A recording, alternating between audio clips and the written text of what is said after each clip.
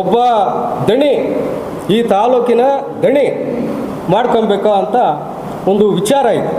ನಾವಿದ್ದಾಗ ಹಲವಾರು ಸಂಸ್ಥೆಗಳಿಗೆ ನಾವು ಕೊಟ್ಟಿದ್ದೀವಿ, ಆದರೆ ಇಂಥ ರಾಜಕಾರಣಿಗಳಿಗೆ ಯಾರಿಗೂ ನಾವು ಕೊಟ್ಟಿಲ್ಲ. ಮಾನ್ಯ ಗೌರವಾನ್ವಿತ ಈ ಕ್ಷೇತ್ರದ ಶಾಸಕರಾದ ಪ್ರದೀಪ್ ಈಶ್ವರ್ ಅವರು ಒಂದು ಹೇಳಿಕೆಯನ್ನು ಕೊಟ್ಟಿದ್ದಾರೆ.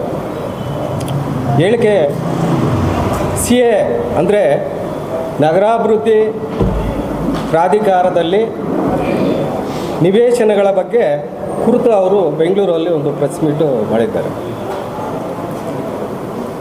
CA ಸೈಟ್ಗಳು ಮಾಡ್ಕೊಂಡಿದ್ದಾರೆ. ಏನೋ ಇವರು ನಗರಾಭಿವೃದ್ಧಿ ಇಲಾಖೆಯಲ್ಲಿ CA ಸೈಟ್ಗಳು 3 ಸೈಟ್ಗಳು ಮಾಡ್ಕೊಂಡಿದ್ದಾರೆ. ಯಾವ ರೀತಿ ಮಾಡ್ಕೊಂಡಿದ್ದಾರೆ ಅದಕ್ಕೆ ಒಂದು ಕಾನೂನಿದೆ, ಅದರಂತೆ ಅವ್ರು ಮಾಡ್ಕೊಬೇಕಾಗಿತ್ತು. ಆದರೆ ಯಾರಿಗೂ ತಿಳಿಸದೆ, ಯಾರು ಗಮನಕ್ಕೆ ಬರದೆ ಸುಮಾರು 50,000 ಅಡಿಗಳಷ್ಟು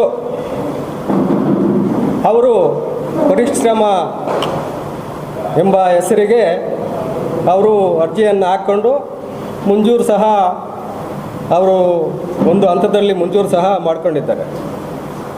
ಆದರೆ ಅದಕ್ಕೆ ಒಬ್ಬರು ಗುಜರಾತಿನ ಪದ್ಮ ವಿಜಯ ಫೌಂಡೇಶನ್ ಸಂಸ್ಥೆಯವರು ಹೈಕೋರ್ಟ್ಗೆ ಹೋಗಿದ್ದಾರೆ. ಅಲ್ಲಿ ಏನಾಗಿದೆ, ಇವರು ಕಾನೂನಿನ ಬಾಹಿರ ಮಾಡ್ಕೊಂಡಿರೋದಕ್ಕೆ ತಿರುಗಿ ಏನು ಪರಿಶ್ರಮ ಎಜುಕೇಷನ್ ಇವರಿಗೆ ಹೈಕೋರ್ಟಿಂದ ನೋಟಿಸ್ ಬಂದಿದೆ.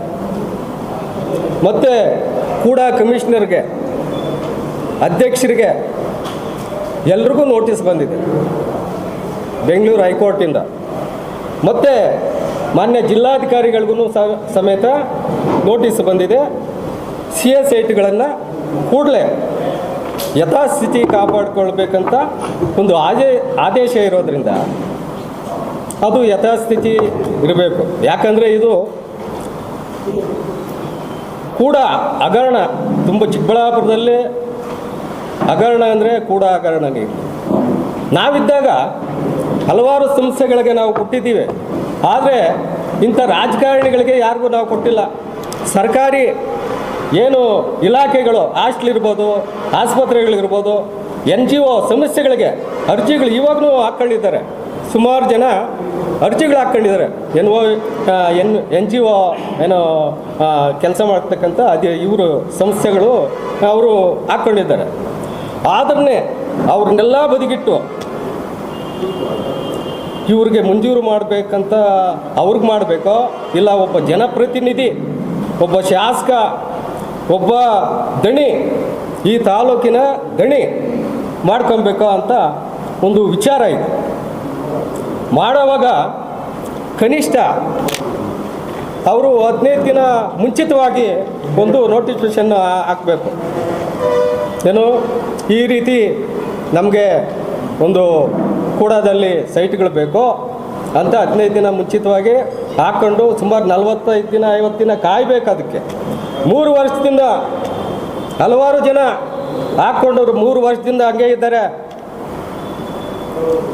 ನಿಮ್ಮ ಶಾಸಕರನ್ನೋ ಒಂದು ಇದಕ್ಕೆ ನೀವು ಕನಿಷ್ಠ 15 ದಿನ ಒಳಗಡೆ, ಅದು ಪೇಪರ್ ಅನೌನ್ಸ್ಮೆಂಟ್ ಇಲ್ಲ, ಮೀಡಿಯಾ ಇದಿಲ್ಲ, ನೀವು ಒಂದು ಅಧಿಕಾರ ದುರುಪಯೋಗ ಪಡಿಸ್ಕೊಂಡು ಈ ರೀತಿ ನೀವು ಪೇಪರ್ಗೆ, ಯಾವುದೋ ಒಂದು ಸಣ್ಣ ಪೇಪರ್ಗೆ, ನನ್ನ ಪ್ರಕಾರವಾಗಿ ಉದಯ ಕರ್ನಾಟಕ, ವಿಜಯವಾಣಿ, ಕನ್ನಡಪ್ರಭ ಈ ರೀತಿ ರಾಜ್ಯದ ಒಂದು ಪತ್ರಿಕೆಯಲ್ಲಿ ಬರಬೇಕು ಇದೆಲ್ಲ ಮಾಡೋವಾಗ. ಆದ್ದರಿಂದ ನನ್ನ ಪ್ರಕಾರವಾಗಿ ಎಲ್ಲೋ ಒಂದು ಕಡೆ ಶಾಸಕರು ಇದನ್ನು ಶಾಸಕರ ಸ್ಥಾನಕ್ಕೆ ದುರುಪಯೋಗ ಪಡಿಸ್ಕೊಂಡು ಈ ರೀತಿ ಮಾಡಿದ್ದಾರೆ. ಇದು ಮಾಡೋದು ತಪ್ಪು.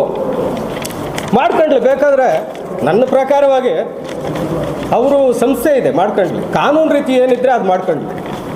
50,000 ಚದರಡಿ ಒಂದು ಲೇಔಟಲ್ಲಿ ಮಾಡಬೇಕಂದ್ರೆ ಅದಕ್ಕೆ ನಿಯಮಾನುಸಾರ ಕೆಲವು ಕಾನೂನು ಇದಿರ್ತದೆ.